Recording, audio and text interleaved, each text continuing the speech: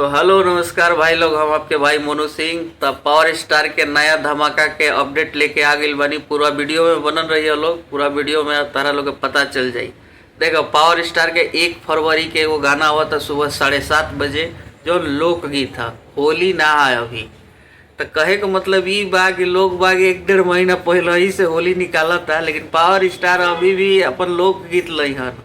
देखा, स्टार के मतलब कि मान ला कि त्योहार परसों बात 5 दिन पहले या 1 हफ्ता पहले गाना रिलीज लावा, ई ना कि 1 महीना से 50 गो गा दो में से 1-2 हिट हो गई तो कहब कि हम ये कर दिए, हमारा वो हिट हो गया, तो हमारा लंदन में बज रहा है तो ऑस्ट्रेलिया में बज रहा है। नहीं, स्टार का मतलब ये नहीं होता है। स्टार का मतलब पावर स्टार।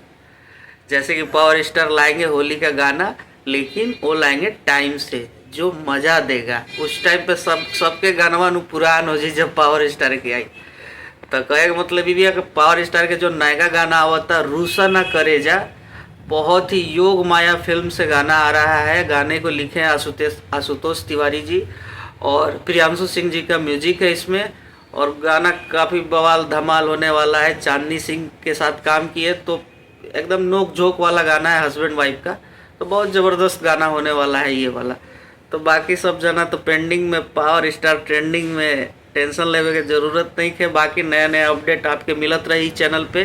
तो जे भी चैनल पे नया जुड़ा था भाई, सब्सक्राइब कर लेवे, वीडियो के लाइक कर दिया लोग और एक शेयर तो जरूर कर दिया लोग। लव यू ऑल, जय भोजपुरी।